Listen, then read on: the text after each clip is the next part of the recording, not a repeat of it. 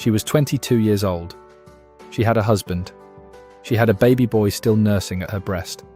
She came from a noble Roman family in Carthage, the great North African city of the Roman Empire, the city of Hannibal and grain and the rising Christian church.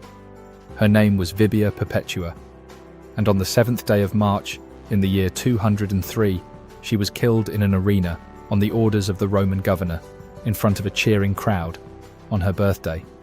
She did not have to die. All she had to do was offer a small pinch of incense to a statue of the emperor. That was the whole test. A pinch of incense. A formality the Roman state used to identify Christians. Her father came to the prison again and again, weeping, begging her. She refused. And then, before she walked into the arena, she did something almost no Christian in the first 3 centuries had done before her. She wrote it down. This is the story of Perpetua and her companion Felicity, the slave woman who died beside her. The earliest known piece of Christian writing by a woman, the diary that survived 1700 years, and the 2 saints whose names are still spoken in the heart of every traditional Catholic Mass. Carthage, in the year 203, was a sophisticated Roman city. Cool stone buildings, sea breezes off the Mediterranean, markets, bathhouses, a great amphitheater. There were schools of rhetoric. There were Christian house churches. The emperor was Septimius Severus. He had issued an order a few years earlier, forbidding new conversions to Christianity. The Roman state did not yet care particularly about old Christians. It cared about catechumens, the new converts, the people preparing for baptism. Perpetua was a catechumen. Her father was not a Christian. He was a noble Roman, and he loved her dearly. The diary records 4 conversations with him. In each one, he tries something different. Anger, pleading, bringing her infant son to her cell, throwing himself at her feet, crying. In one of them, she points to a clay water jug sitting on the floor of her cell. She asks him gently, "Can you call that anything other than what it is?" He says no. She says, "Neither can I call myself anything other than what I am, which is a Christian." He stops trying. Mostly. He never stops loving her. She is arrested with 4 others. They include Felicity, a slave woman who is 8 months pregnant. They include 2 young men, Saturninus and Secundulus. And they include another young man named Revocatus. In the prison, all of them are baptized. Then Perpetua, in her own words, picks up a wax tablet and begins to write. She is honest. She writes that the prison terrified her. She writes that the heat was unbearable, the air foul, the soldiers cruel. She writes that she was sick with worry for her baby until the day a deacon brought the child to her in prison, and she nursed him there. And her cell, she says, suddenly became to her a palace. She writes about her visions. In one vision, she sees a ladder going up to heaven, narrow and dangerous, with weapons embedded in the sides. At the foot of the ladder is a great serpent. She steps on the serpent's head and climbs. In another vision, she sees her younger brother Dinocrates, a child who had died of a disfiguring illness years before. He is in a dark place, thirsty, unable to reach water. She prays for him. In a later vision, she sees him again. He is clean. He is in light. He is drinking freely. The Catholic tradition has long taken this as a witness to the early Christian practice of praying for the dead. In her last vision, the day before her death, she sees herself entering the arena. She is stripped of her clothes and oiled like a Roman wrestler. She is matched against an Egyptian. She lifts him into the air. She defeats him. Then she wakes up. And she writes simply, "I understood I would not be fighting wild beasts. I would be fighting the devil, and I would win." This is the diary that has survived, the first Christian writing in a woman's own voice.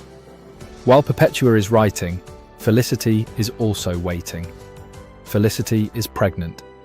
Roman law forbids the execution of a pregnant woman, so she is afraid she will be left behind, that her companions will go to martyrdom without her. She prays, with the others, that her baby would come early.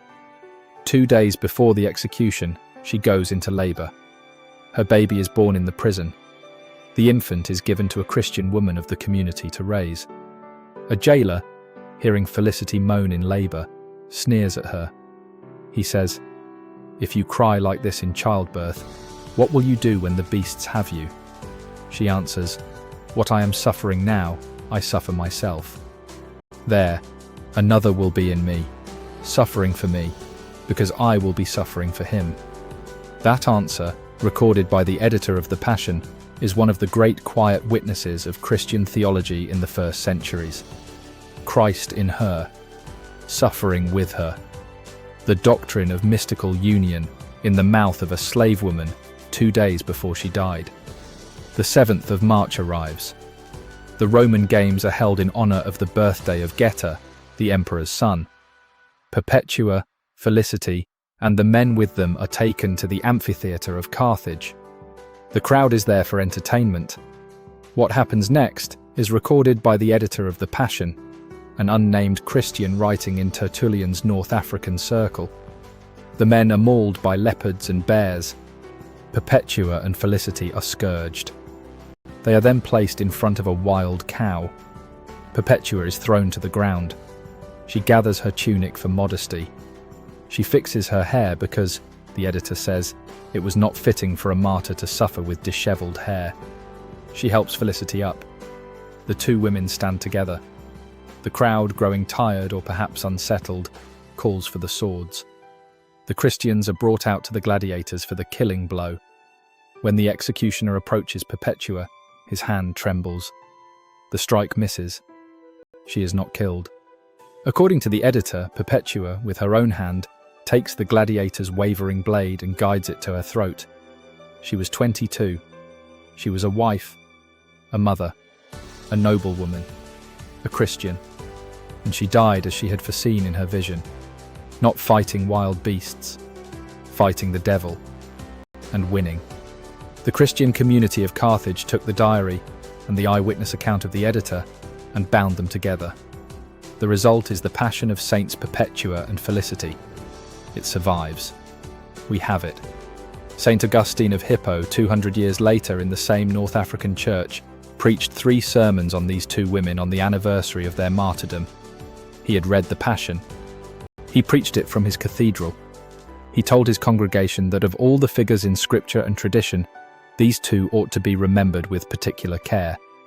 And then there is something even more remarkable.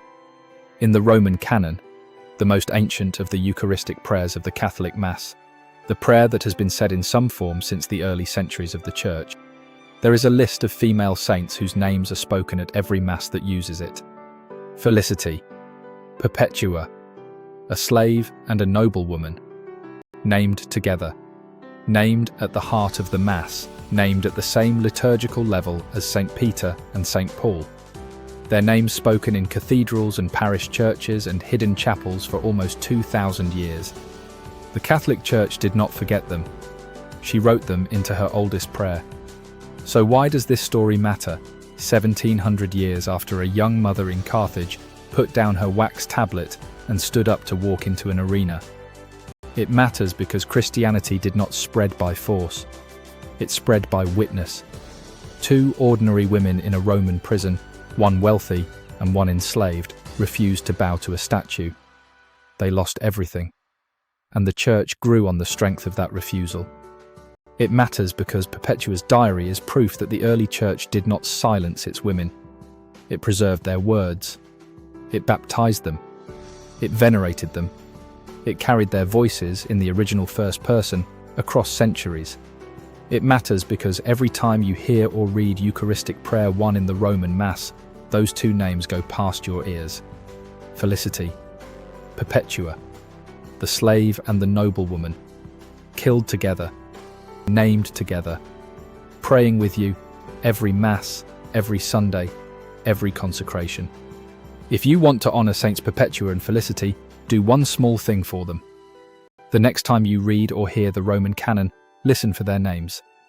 They are between St. Agatha and St. Lucy, spoken in every Catholic country on earth. And if you can find their diary, read it. The translations are easy to find. It will not take you long. It is a young mother's wax tablet, written by candlelight, while she waited to die for her Lord. Perpetua and Felicity, the hidden mothers of every Catholic who has ever stood at Mass and heard their names without knowing the story behind them. Subscribe for more hidden mothers of the Church. There are many more women whose names the centuries tried to forget, and we are bringing them back one Sunday at a time.